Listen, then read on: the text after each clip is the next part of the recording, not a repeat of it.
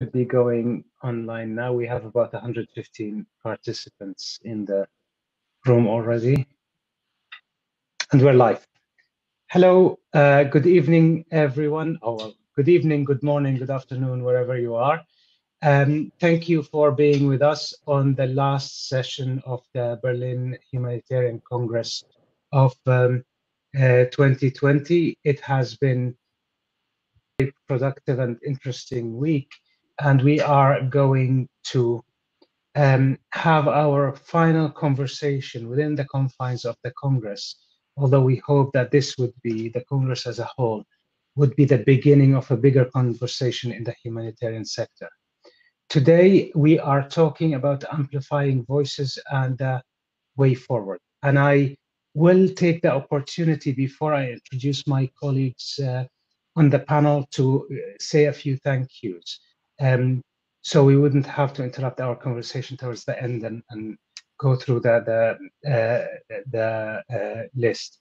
I am very thankful for us having been invited and having been considered to speak to you, and of those who participated. I'd like to thank Claudia Meyer, who, despite an injury to her leg, has took the time to graphically record some sessions for us. I would like to thank the group of volunteers who have been very active and helpful, as they have always been in the Congress, despite being even less visible this year. We owe them a lot for helping us make this true. We have a special thanks for the comms team who made sure to have the discussions carried on beyond the confines of the Congress, both by posting and following up on social media and other platforms. Handicap International has been lovely in supporting our accessibility measures and the captions and the International Sign Language, and to the steering committee and the organizations that are engaged in the partnership for this Congress, the German Red Cross, Berlin Chamber of Physicians, Doctors of the World, MSF, and to the partners of the newer partners, Oxfam and Greenpeace. Thank you all for the support. Our more than 2,000 participants, if I understand it right, that's bigger number than we have ever hoped to have in a physical conference, and to all our speakers who have given time and effort and preparation to be able to give you their thoughts and their experience. The HCB coordination team, and finally to a few more people. One is Lucas Zechner, who has suggested, who's our student assistant and who suggested the platform that we are on today, and not only suggested it and facilitated it, but became an expert and helped all of us be online consistently and successfully. The last two who wouldn't put their names on the paper, but I'll insist on that. For a few years now, Nora Detmer has been the soul of this Congress. She has taken it over a few years back and has consistently been able to put people together, to give ideas, to support all of us, to design everything you see for months and months before, while she still sits quietly, mostly behind the scenes. I really think we all owe her a debt of gratitude. And for this year, Tina Gertner has been kind to jump in when she was needed most, and has done a magnificent job supporting the Congress team. Thank you, everybody. One more thing is that all the participants who have registered will get an evaluation sent to them this evening. It will be a great help if you fill it out, because that will help us work for the future. Every session is recorded and are being uploaded to the Humanitarian Congress page on YouTube. Beyond that, I want to address one little thing, which is we've heard some comments about, well, this succeeded as a virtual Congress, and we'll be back next year as we were before. And this might be possible from a that they from the disease, the pandemic point of view, but it is worth contemplating before we make such decision on whether we would want to give up the incredible diversity that we have gained in this Congress with people who have been able to join us and would have not necessarily been able to fly or come to Berlin and attend physically. We all have fond memories of the physical Congress, and we might still get some of that, but we have to put an emphasis on all those whose voices need to be heard, being able to put them forward. The same goes for speakers, and I don't want to dwell on this, but we have talked about whether we are being inclusive enough with speakers when we have asked people to be volunteers all the time. And that sounded logical for a long time, but we know that giving time and expertise and work and preparation shouldn't be taken for granted. And what I'm saying is that we will consider how do we make it that speakers do not need to be privileged to be able to speak in the Congress in the future.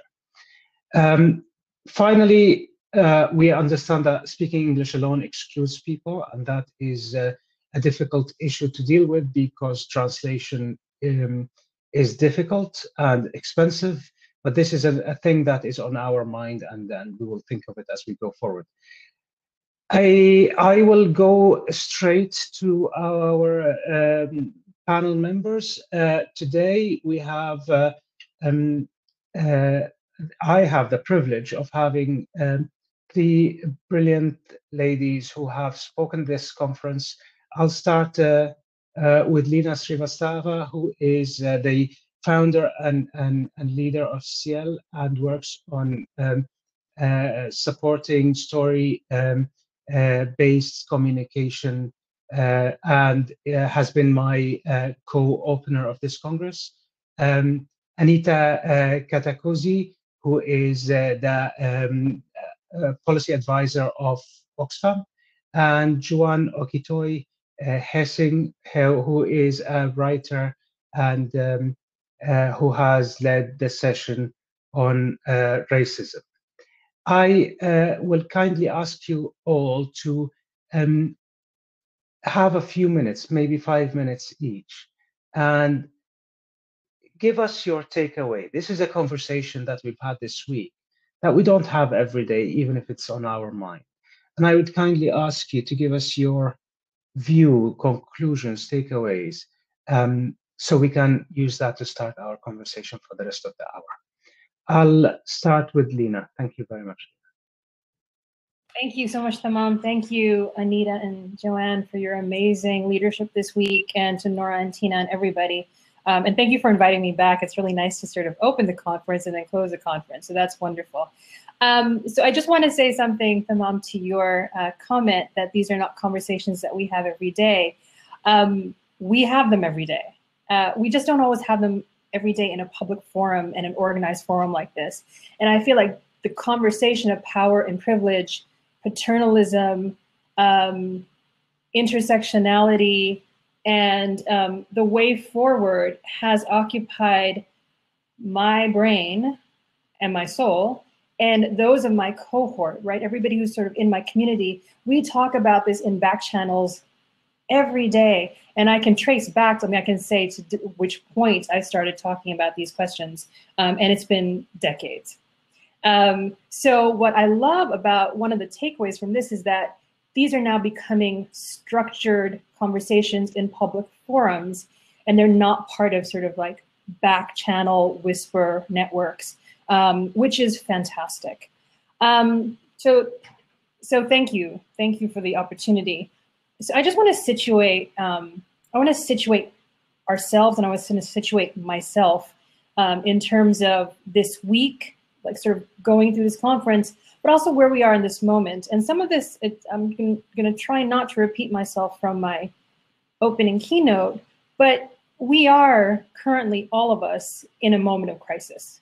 this year, 2020, has been a monumental year in terms of crisis, but this is not a new crisis. These are crises that have been happening again for decades that are now starting to intersect and that are now sort of blowing up, right? In these like little explosions that are all converging. And they're multiple and they're intersecting. But also there's a backslide, right? So any progress that we have made, at least in the humanitarian sectors, in this sort of post-World War II, this sort of the independence and anti-colonial movements, there's been a backslide because of the rise of right-wing populism and authoritarianism. So we have this like crazy intersecting crises, the pandemic, global uprisings, beautiful anti-racist movements, climate change, forced displacement, all these things, and then add a layer of authoritarianism. And so that's what we're dealing with.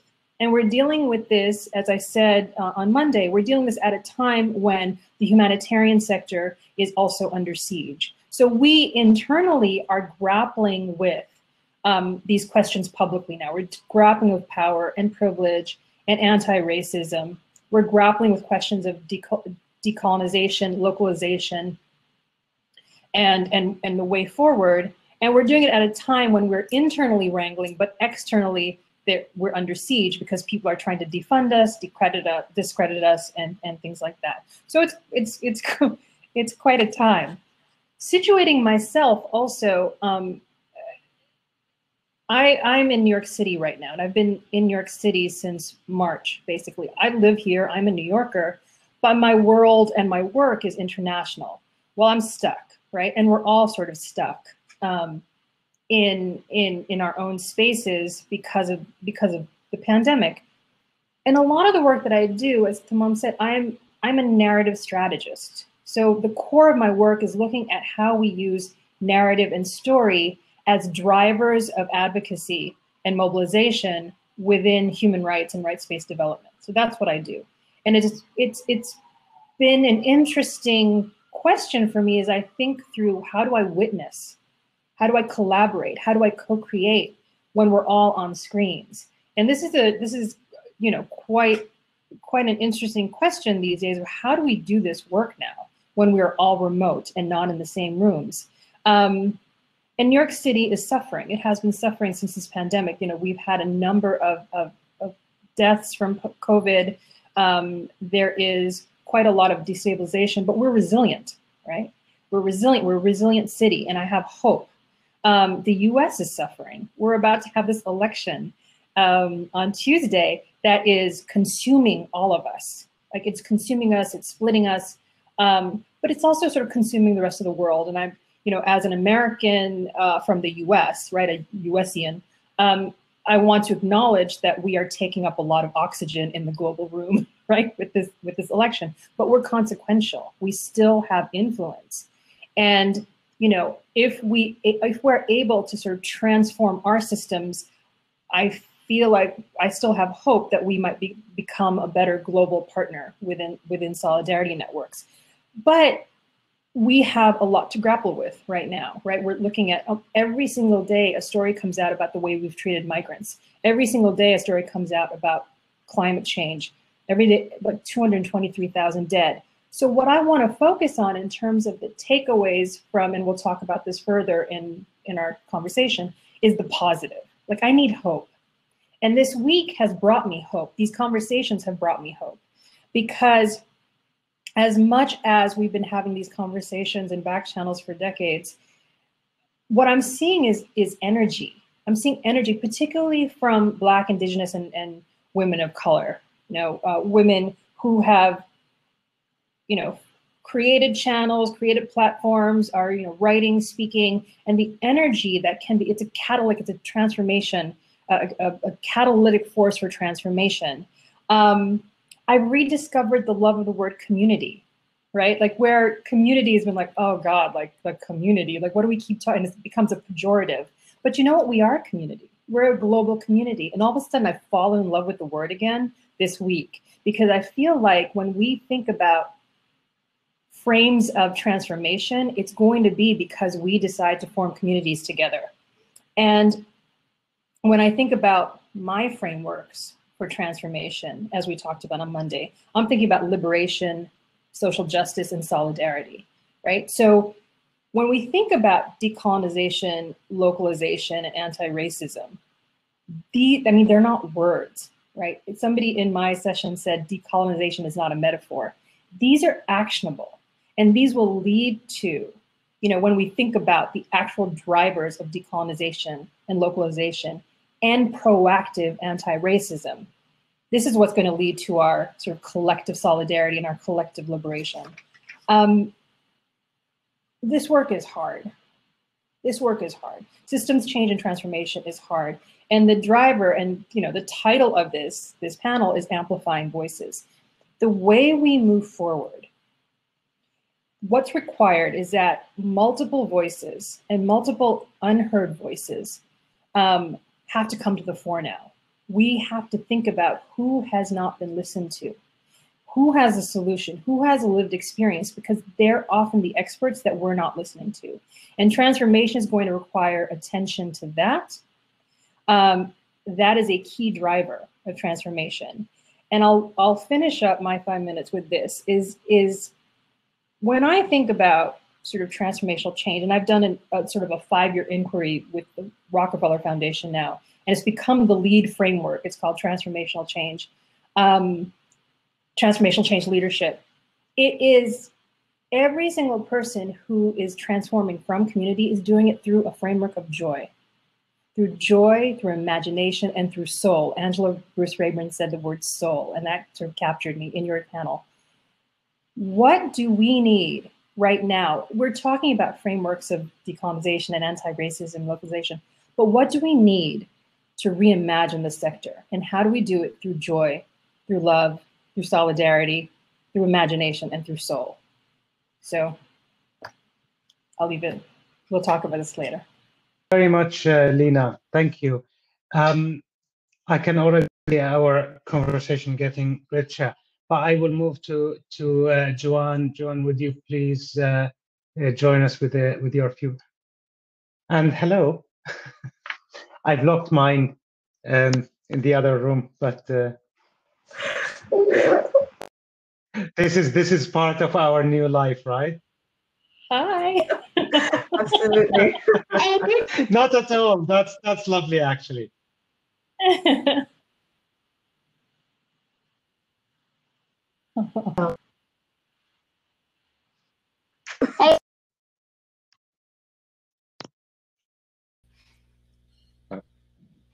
Speaking of love and joy, that's wonderful. That is wonderful. There has been, the fact that everybody knows everybody's kids these days through Zoom meetings is a very positive addition to the workplace. Sorry, Joanne. You're muted, I think. Thank you so much for inviting me to this. Yes, it's a new reality of working from home and having little people also having an opinion about, working from home. But it's a great pleasure to be part of this closing panel. I'm going to be focusing on the takeaways that we arrived at, or that I can draw out of my panel discussion, or the distinguished speakers that I had in the panel on racism and white privilege in the humanitarian and development sector. And I'd like to start by saying that it's by no means list of some of the takeaways. I still encourage people to go and watch the video, the recording, because there is a lot that there's a lot that we can learn about the sector. There's a lot more takeaways. But that said, one of the things that came out very strongly is that in as much as there is a kind of awareness going on about racism and white privilege in the sector, we're still not making that connection between racism and white privilege with the work that we're doing. And that's an area that we definitely need to work on. When we look at the kind of statements that NGO leaders have made in different parts of the world, in terms of, acknowledging and coming out very strong against the racial discrimination or white privilege, we're not really seeing a lot of changes happening internally in organizations. And that's an area that, in our panel discussion came out very strongly. Just sort of like we definitely need to break that down further, and we need to make all these statements more actionable, and we need to also hold our leaders accountable based on the kind of statements that they've made in terms of rejecting this racism and white privilege. And then the other thing that also came out very strongly is more about the sort of information or the sort of background information that people are given, for example, before they go to the field. That when you're going, for example, to Kenya and you're coming from the global north, that just having this awareness that global development is steeped in colonialism, that should be at the back of your mind, so that you are aware also of that in the way that you're dealing with people, and it's not something that catches you off guard. It's not something that makes you that surprises you, and then you're forced to kind of confront that. So that's something that should be integral in our work. And just on the same point of the information that is provided to academics and young professionals in our sectors, that we also need to include in the syllabus, for example, in bachelor's or master's program of development, a racial component. And I think there is Robtil Niaje Paley in the London School of Economics, who's also working towards this. And I think she has started including, a syllable, rather not a syllable, but a content in the global development studies in the London School of Economics. So that's something that we should definitely also make sure that we're working towards. And then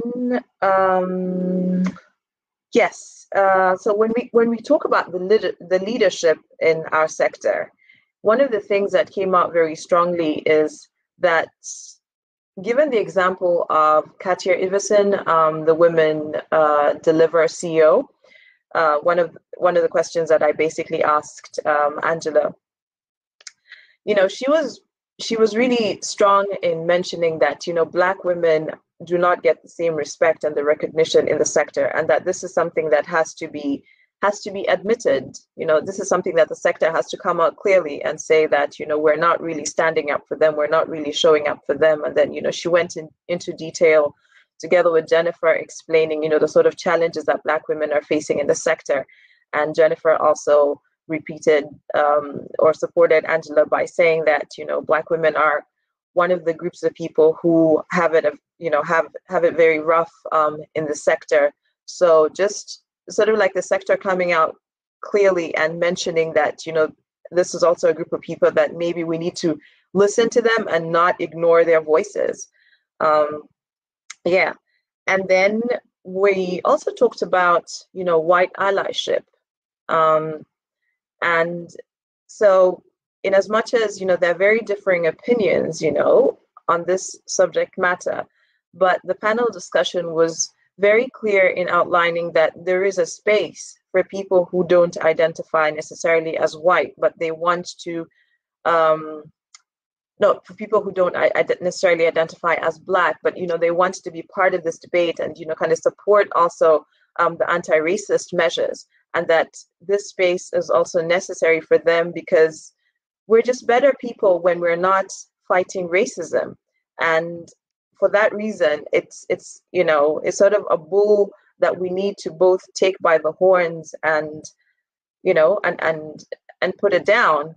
And one of the suggestions that came up was that the privilege that white folks have is something that they need to acknowledge. They need to be able to see it. They need to be able to understand it, and then just realize that I can leverage that privilege. I can actually use it, because it's sort of unearned power that, you've been given, but you can leverage it by speaking up, when you see racial injustices, by you know, in terms of the way your organization even does the communications, you can use that to sort of shift the way things are being done, you know, in the direction of opening up the circle, opening up the development circle, so that you know, you have more voices, just like Lena mentioned. And another aspect that also came out very strongly is how whiteness continues to define the norms, you know, and this is also related to opening up the circle again, so that we have more people, you know, with lived experiences also giving in their input, and that it shouldn't be just, you know, white is right, that, you know, the sort of standards set by the white community, or by the white community is accepted as the way we need to work, or the way, you know, we need to relate with one another. And this is closely related to the ethic of care, which also came up as an area that we're not doing very well in our sector.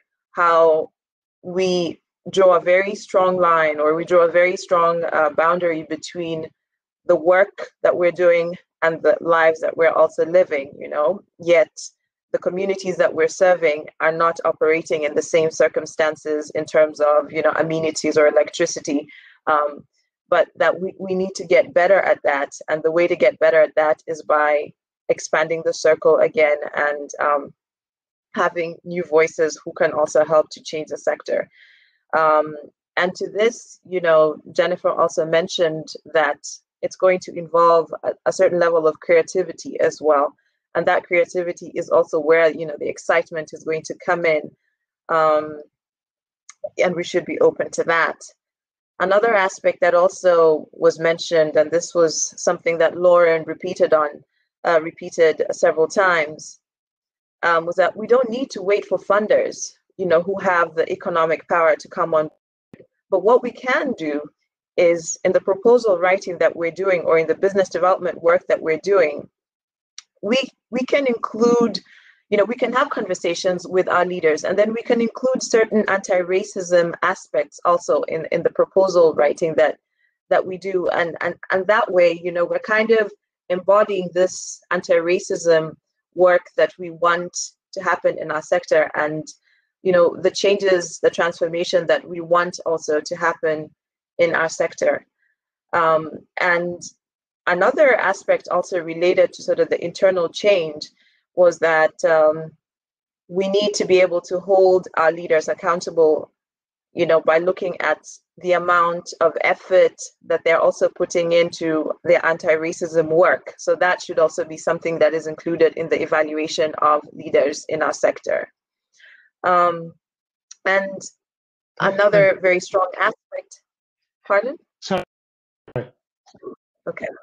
Another very strong aspect, and I'm almost done, is, you know, having more people of color also in leadership, you know, and sort of, I mean, this is something that, you know, has been mentioned in diversity, but also just making sure that there is, you know, the diversity is going beyond just the numbers, but also just giving these people an opportunity to lead in the way that they see fit as well. Yeah, but that said, definitely, I agree with Lena in terms of, first of all, opening up the circle, and also that the sector is in this space where, especially for white folks, you know, to sort of understand this white privilege, it's demanding sort of to exercise this muscle of self-reflection and self-awareness as well, and realizing that we cannot leave the burden of changing the sector or moving it away from racist elements only to the Black and Brown community, but realizing that you also have a part in understanding the unearned power that sometimes you're not even aware that you have, but, you know, how you can leverage that as well. Yeah, and with that, I'd like to close, my feedback. Yeah. Thank you very much, Joanne. I will move to Anita, please, so we can hear your part, and then move to the questions. Thank you very much. Thanks. Good afternoon. Good morning. Thanks also from my side on inviting me back to be part of the closing. I did manage to participate on panels or be an audience member of panels that I wasn't speaking on. Found it really a great conversation. I'm building on some of the points that Lena and Joanne made from our decolonization of humanitarian aid panel discussion, which happened on Monday. I was joined by really excellent colleagues, Lioba Hirsch and Heba Ali. And for those of you who haven't yet had a chance to listen to that conversation, like Joanne, please, go back and listen to it. I thought it was a privilege to be part of that conversation. As Tamam mentioned, I work for Oxfam, and as I represent an international operational agency here. So, just to clarify for everyone, my points are a brown diaspora woman who works for an international humanitarian operational agency. And so, that informs, as you will have heard on both on the panel about racism, but also on the decolonization panel, our individuals' identities, I think, inform how we understand what's going on and in the conversations that we're part of. But so I wanted to just kind of clarify that. But I do think that, from the decolonization panel, the most critical things that were raised for us to take forward collectively is, and to think about, one, that we cannot expect a clean and tidy process for any of these conversations, whether it's decolonization or localization or racism. Power and privilege are complicated and messy, and they need to be addressed within our organizations as well as within the sector at various levels. And it has to be by the complexity. Be messy. It has to be messy, and that Lioba rightly challenged us.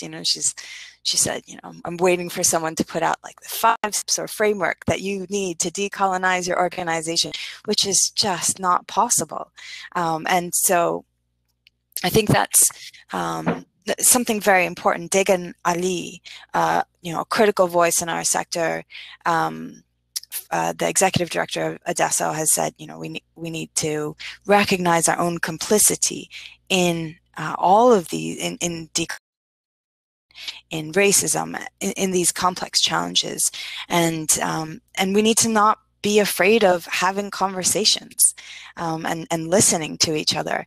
And it is painful and challenging, but we can't be afraid, because as soon as we start being afraid, then the walls start coming up and we can't make progress. So that's the first point I want to say. The second is that we need to be looking at small and big ways to disrupt, change, and reform our systems.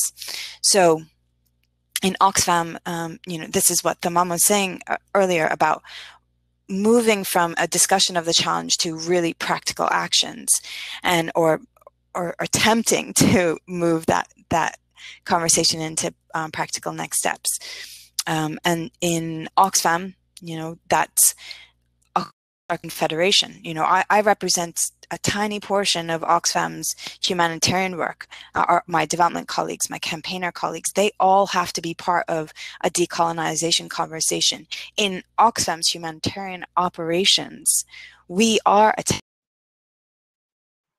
take practical next steps. And these practical next steps should and will always represent a small portion of what needs to happen as an organization like Oxfam engages in the decolonization discussions and moves the discussion forward.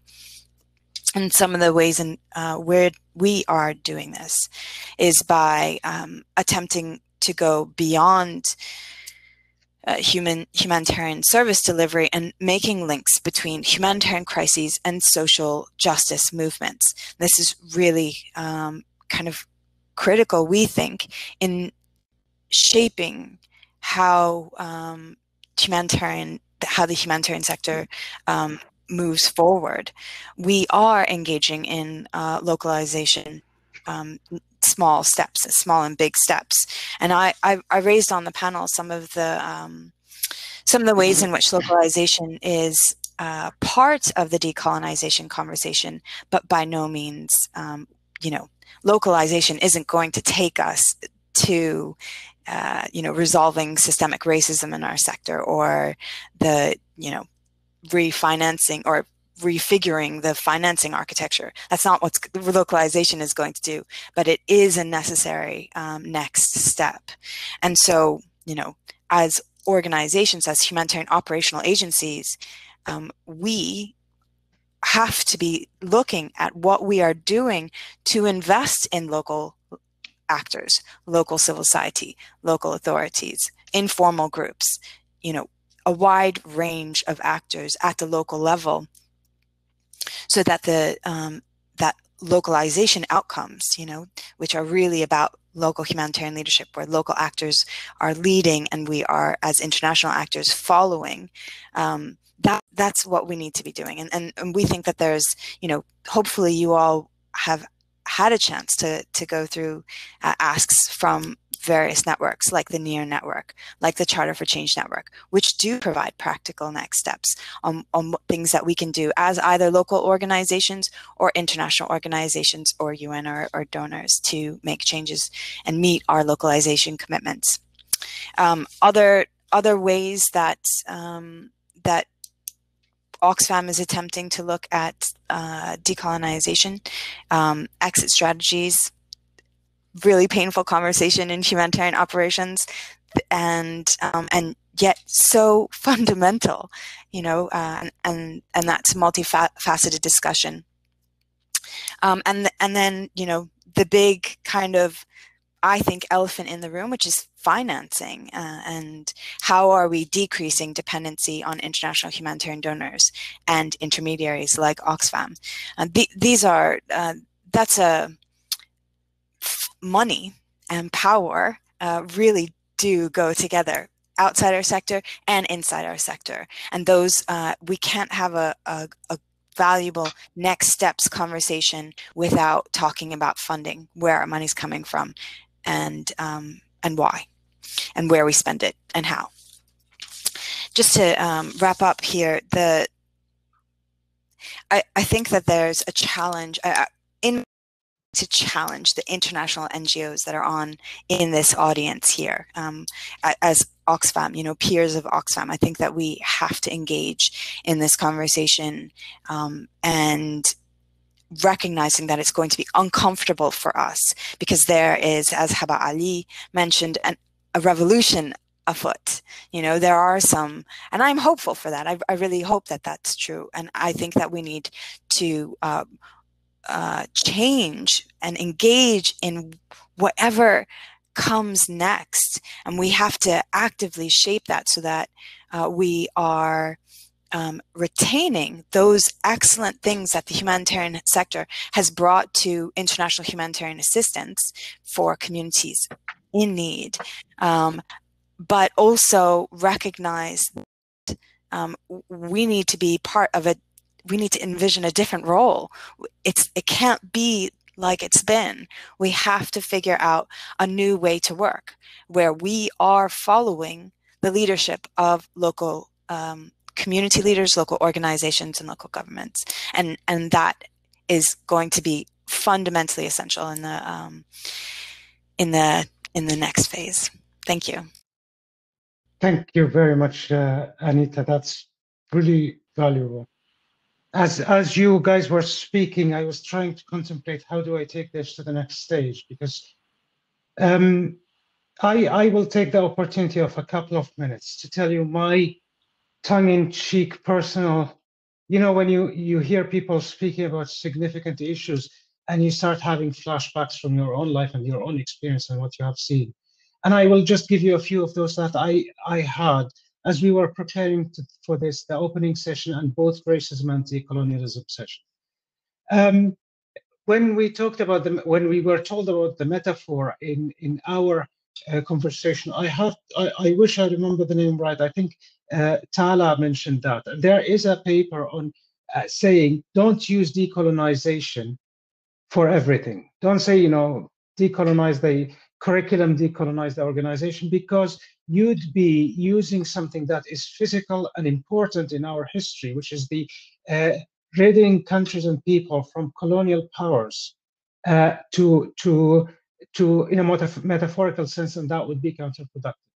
I didn't feel very comfortable with the paper for a simple reason: is the scale of an oppressive or hegemonic system is not absolute. It is related to its time and place, and the widespread silencing of people because they are different might not take the shape of beating or lynching or military occupation today, but it doesn't necessarily need to be seen as less vicious or less present.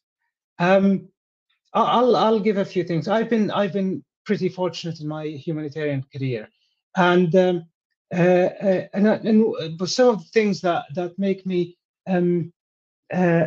unhappy. One of them was on my first briefing 20 years ago, when I was in Geneva for the first time going for my first mission. My desk officer, who's a British white man, who's definitely not a racist because he's married to a non-white woman, looked at me and said, this is your time. You're lucky that you enter the sector at this time, because from now on, people like you will be hired in this sector. He was serious. And I almost felt sad for him for not going, because he's not going to have a job very soon. He's still a consultant that charges a lot of money today. But he made me think every single time I got a promotion in my career, whether that was because it's our time or not. And, it took quite a few years, but I would have answered him better than the 25 years old me who didn't say a word at that time. What I'm concerned about are things like being used as an example of a lean-in anti-racism, where some of us who have the tenacity or luck or luxury of being in places where we can be heard are taken as an example of inclusion. The tokenism that allows us to be seen as an example of how the problem is solved, and the puzzlement in some people's eyes whenever we talk about that, and they look at us, and it's sometimes, the unspoken word is, what did you expect better than living in Geneva and getting a European salary, coming from where you come? No one says it clearly. It's said in many, many different and insidious ways, but it's definitely present, and it gets tiring after a while. And that takes me to the issue of lived experience. And of course, there's this whole, Fukuyama's new argument after his old 30 years old one failed, that we don't need identities. We're all, national identity is more than enough. Why do you need to scrutinize every bit of your identity in a way that only a privileged man can speak? What worries me here is not that ridiculous argument. What worries me is the fact that every time my opinion is considered, or more so the opinions of our colleagues who work nationally in their countries, it's only as informants about their own people and their own backgrounds. A European colleague will speak with utter fluency about places they've visited in a field visit for 3 days, and will give their opinion about the futures of countries they barely know. But many of us seem to be only asked about our countries. I haven't lived in Syria for 17 years, and I'm yet still asked about the simplest of stuff that you can find on the bloody Wikipedia page. But I've worked in multiple countries for many years, and no one ever asks me about that. It's exclusively Syria. If I'm lucky, Yemen, mainly because they're not sure what's the difference.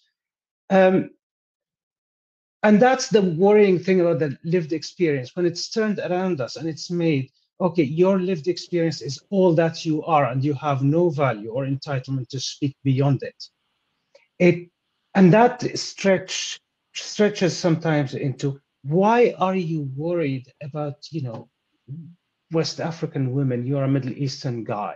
We are almost deprived from our humanitarian imperative, which is in the title of each of our organizations, once that humanitarian imperative becomes slightly political. So before I babble too long, I will ask a few questions of you, and feel free to choose or to come in.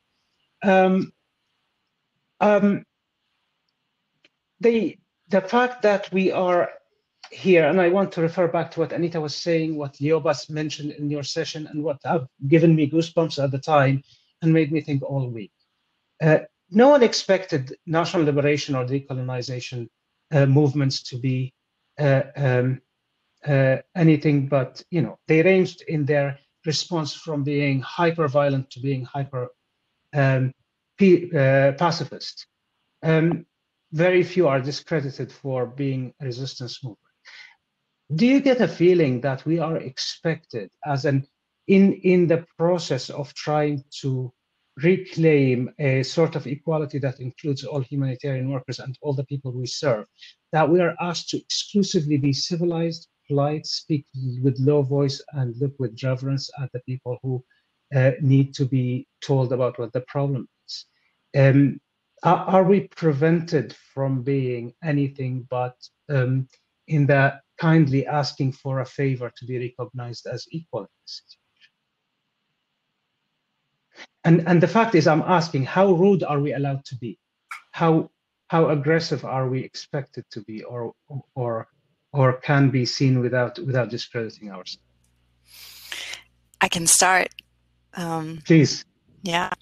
So I think for all that accountability and transparency are part of like fundamental standards in our sector, I think our conversations have a tendency towards filtered. And that's on the part of local leaders, local organizations, speaking within a kind of internationally dominated humanitarian sector, for sure, but also on the part of international organizations with local organizations that we work with, to UN, to donors. I think there's a whole bunch of filtering going on at different levels, coded language, and I think that, yes, it is polite, and I think that that's not the way forward of progress. I don't think that we can have progress without challenge and disruption and a lot more transparent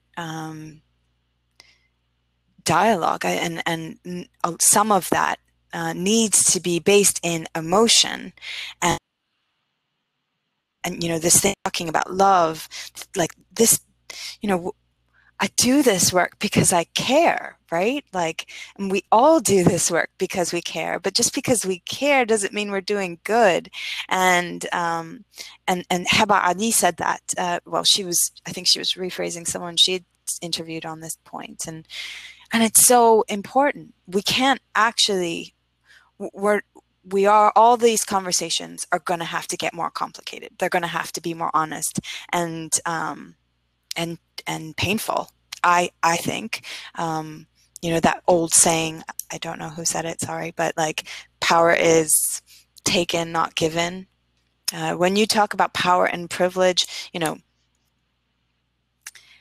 I think that there's going to be a lot of jobs lost, a lot of organizations like folded, and I don't see that as a bad thing. I also don't. I think that the point here is that the intention, or not the intention, this idea that community get additional services through acts of solidarity, that is like what matters most. That's what unites us all. And the system that does or does not exist around it, I think, is, you know, is less, like, we need to kind of go into that conversation with less ego and figure out what's going to center and better. Thank you, Anita. Lena has her hand. Yeah, so I'm going to answer this from my perspective, being someone who's non-institutional, which means that I have freedom, right? And it doesn't mean that people within organizations shouldn't have freedom, but I just want to acknowledge the fact that I have no one to answer to except for my own self and my own company. And so take this with that. Anger is absolutely catalytic. Anger is necessary. And particularly anger currently from Black, Indigenous, and women of color. That anger is necessary. It has to be transformed. I would request, though, that we remove the word rude from this parlance at all, because speaking truth and being challenging and provocative and asking and making moves towards like actionable change is absolutely crucial right now. We don't have time. Like, we don't have time to be polite. But we are required to be kind, right? We have to do that. So the framing of rudeness, I think, is useless to a certain extent within this. Not to push back too much, the mom, but we have to be. Go ahead. Sorry. I was going to say the choice of the word was because I have been told by friends and opponents that it's rude. The way I speak to people is rude. And there's a distinct point where the discomfort of the person that is being to is equated. Their sense of discomfort is equated automatically with the other person being rude. Because it's my responsibility. It's my responsibility to discover and seize at the boundary of their discomfort here. Well, I'm saying that tongue in cheek. Yeah, so that's what I say. I mean, I think it's our responsibility as people who are in this field and people who are thinking about how we transform the humanitarian sectors into either non-existence or what they're going to be next, hopefully, that are grounded in justice and solidarity. But that those kinds of, that the powers that be are going to find different ways to oppress us anyway. So why adopt their frames, right? So I think it's, and you know, in terms of jobs lost and organizations gone, that is absolutely going to happen. It's going to happen. Like within a moment of crisis and transformation, things that don't move along proactively and willingly with the revolution are going to go away, right? And so it's like, get on the train with us. You know, I mean, we're moving forward, come along with us. There's joy and liberation at the end of that. And what that means is that we think through how we can provoke conversation, shift narrative, and yes, and claim power, understanding that on the one hand, we don't need to be rude, right? That we have to invite people into this conversation, not push them away. And this gets back, I think we talked a little, Joanne, you talked a little bit about allyship, that we have to invite allies into this conversation and figure out where we all stand in relation to our own privilege and our own power, like along that spectrum that we talked about on Monday.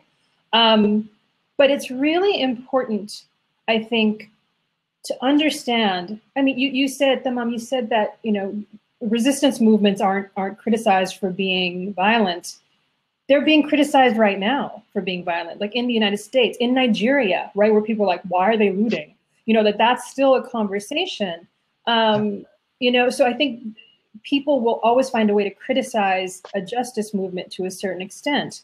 And I just want to acknowledge that the work that we're doing right now in the humanitarian field is not me necessarily, but it's becoming increasingly dangerous, right? Like just yesterday, one more woman named Juana Perea was assassinated in Colombia for doing environmental defense. This keeps happening, right? And so I feel like we don't have time anymore to tiptoe around these questions. And this question needs to be put forward as an invitation through kindness and love, but that we don't have the time to couch these questions in terms of, are you going to be uncomfortable? If I'm causing you pain, we can talk about that. But there will be pain, and we can heal together. But discomfort, yeah, done. Thank you, Joan. Yeah, I just want to jump in by saying that I definitely agree with what Lena and Anita have said, because for me, the one thing that I feel is missing, especially when we try to be diplomatic, is the authenticity, and that's something that we really need to make sure that we're working towards, even in the allyship process. We should be working towards not fixing, but facing each other, and asking questions like, what can I do with you? What can I do for you? Yeah. Thank you. And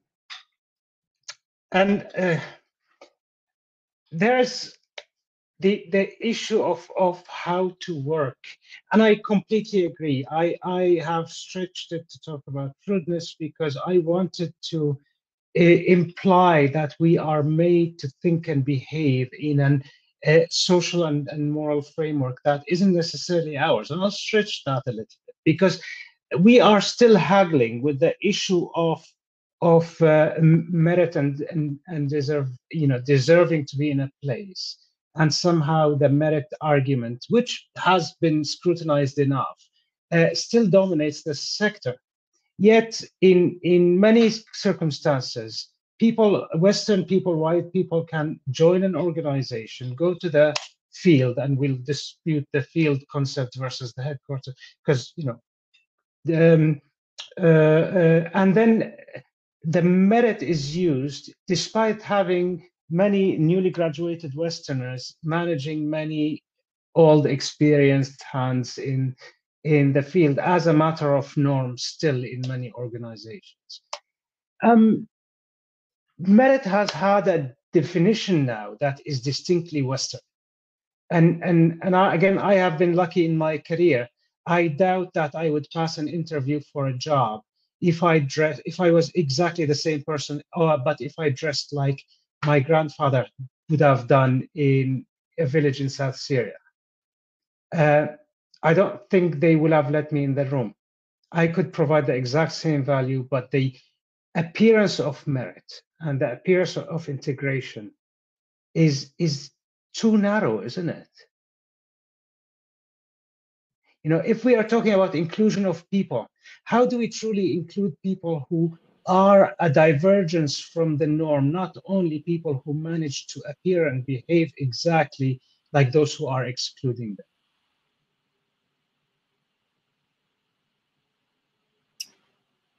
Because we keep talking about the leadership inclusion, and I'm afraid that yeah. I mean, I think we need to sort of redefine what we mean by leader and what we mean by expertise. And I don't want to throw either of those words out, right? Because in doing the work around transformational change leadership, I've been challenged to say, don't use the word leader, it's very Western, or don't use the word expert, it's sort of, it's removed, or it's Western, or it's sort of like part of dominant culture, right? Own it. I think we need to own it and we need to redefine it, right? And I feel like, expertise comes from, you were talking about lived experience, how that can be a narrowing frame, but without it, we don't know what to change, how to change it, what effects will happen on local communities that we're imposing solutions on. Like, how do you collaborate with someone unless you understand their lived experience? And leadership is, what is required is an understanding. We talk about empathy, and I do like that word to a certain extent, but there's a certain removal to it unless it incorporates lived experience. Like the whole notion that I'm going to feel empathetic to you just because I had a conversation is a little bit ludicrous to me, right? There has to be a deeper knowledge. And that doesn't mean that I can't collaborate with someone who's new, right? Like, it's not like I can't, quote unquote, go to Arusha and sit down and do an inquiry and then understand what an organization needs. But But it means that I need to be advised by or consulted by or collaborating with someone who understands the political, social, economic, cultural context that we're working in. And so I think that we need to, as you said, Annie, we need to own the word leader, we need to own the word expert, but we need to open that frame and redefine it. And everyone that I've ever learned from is someone who comes with lived experience. Thank you. We are at the hour, so I will you know, not that people can go out and have a Friday evening or afternoon that easily under the circumstances, but in the interest of staying somewhat within time, I will ask you to kindly give us like the 1 minute version of, you know, we're talking about actionable, we're talking about global solidarity, we're talking about inclusion. What would we do now immediately in preparation for that action to happen? I don't think we can lay down a plan for the humanitarian sector, but those many people who've attended this, what are we to go out and do tomorrow? How do we, Anita, hold our leaders accountable? How do we share our experiences? And how do we, Juan, you know, actually become an anti-racist force in the places we work? And all that in 1 minute. Thank you. Would you like to go, Juan?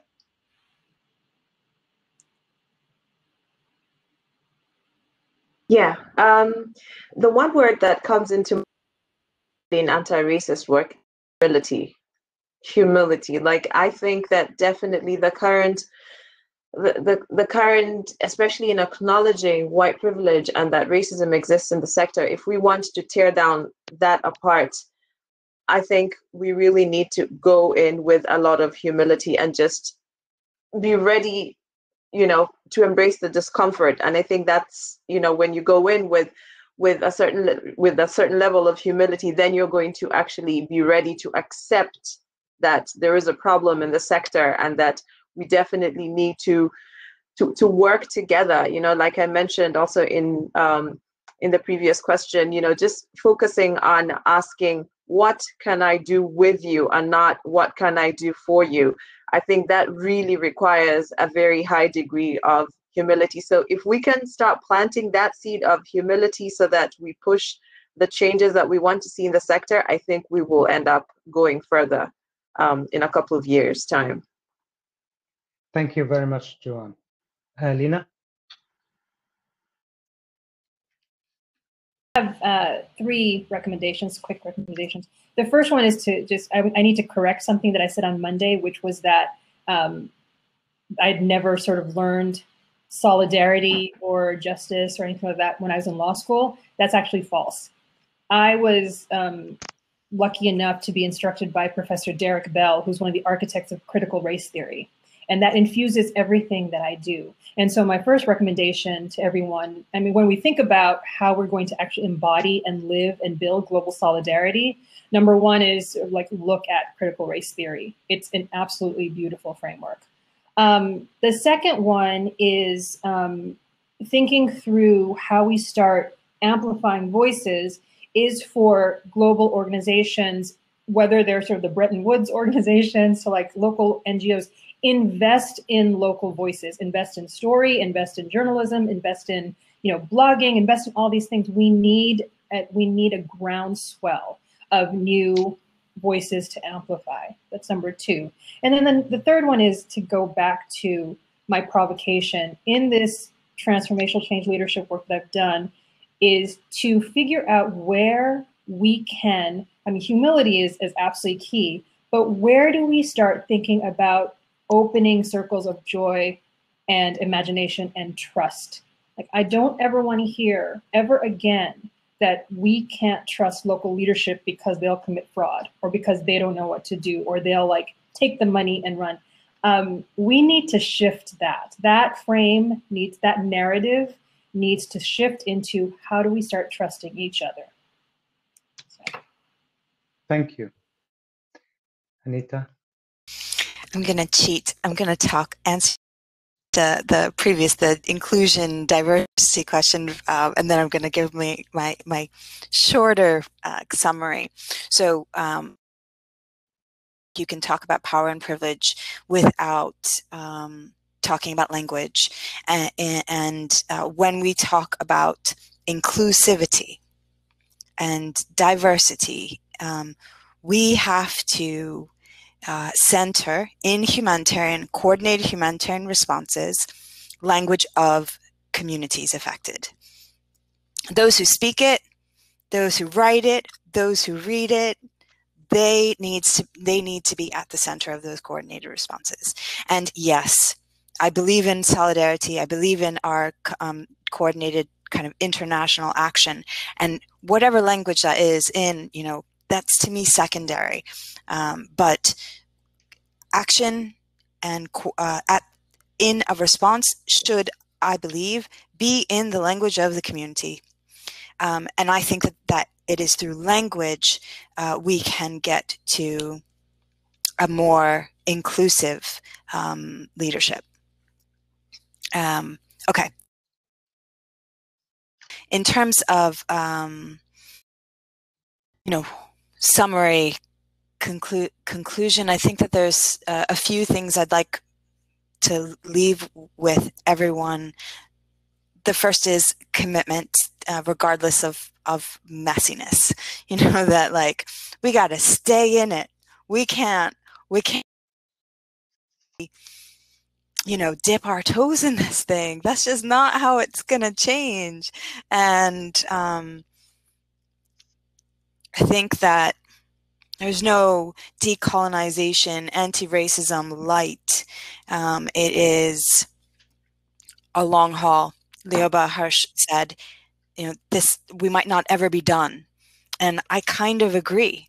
And I think, I definitely agree. And I think commitment at all levels. I am not an executive director by any means, right? I'm like a whole bunch of rungs down below. And I think that that's, one of the benefits of this conversation is that it really can be had at many levels. It doesn't require us to go beyond, or it just requires us to be thinking critically.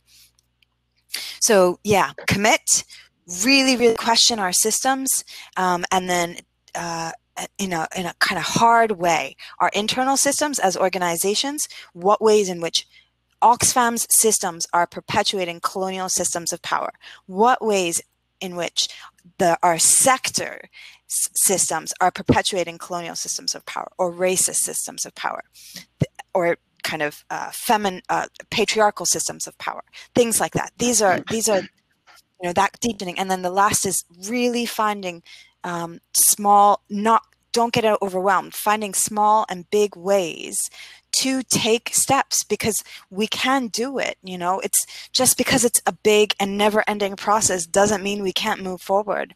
And sorry, Lena, I'm ending on your point, which is about hope, because that I think is really, if we lose that, we're just gonna not do it, and because it is too easy, it is too uncomfortable to just leave it as it is. But the revolution, as Heba said, is afoot, or it's on the cards. It's happening. Get on board. And it's a party. Totally. It is. Thank you very much. I will. It's impossible to conclude. So to sum up is not the point. I will give you a couple of my impressions, and for those who are skeptical on whether colonialism or neocolonialism and the racial disparities still exist in the humanitarian sector or have ever existed, there's no amount of convincing that would do better than stories, imagery, and imagination. One of the surprises I had when I read Burmese Days by George Orwell, which talks about the colonial powers and in Burma, is the European Club, which is exclusive for the expats and outside that realm of the local staff, where the dream of the non-Burmese but non-British Indian doctor is to be able to be included. And where the resistance to that exclusion is by the protagonist, who does it half-heartedly because he still does everything wrong that the others. Read it and tell me if it doesn't remind you of the expat house in most humanitarian organizations. And if you can, think about it for a minute. On language, then this is another lead. The moment you start thinking about, what academics might call discourse analysis, think about how much of our humanitarian language in our hyper-managerialized form that we are now are borrowed from the military, deploy, mission, are borrowed from religious missionaries, are borrowed from corporations, and how little is borrowed from communities. We're never talking about each other as brothers and sisters and cousins and so on, which is a normal word that you use for close strangers in my society. And this is another sign. If we are capable of borrowing from every oppressive system, but not from systems of solidarity, then we might be heading wrong with how we describe ourselves and the people we're helping. However, we're not going to prove anything anymore. We're going towards action. And in terms of action, conferences are lovely, but they are not enough. The conversation doesn't conclude today.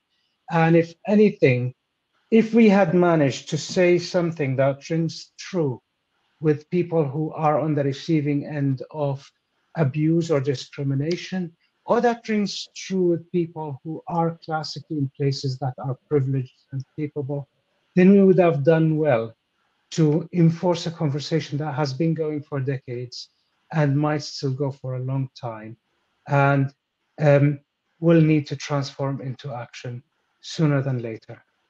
I thank you all for, one last thing. Remember when it was talked about, panels needing to be diverse, gender diverse and stuff? Here you go. We have a panel of 4 people of color, 3 of them women, and we didn't mess it up. So congratulations to all of So congratulations to all of us. But seriously, thank you very much. This has been a privilege, and I owe you a lot of things that I've learned today. And thanks to the organizers for the opportunity and for all the people who attended the Congress. I think it's time we go and have the chance to think about things that we'll start doing on the next step. Thank you very much. Have a great day and a good weekend. Thank you. Thank you.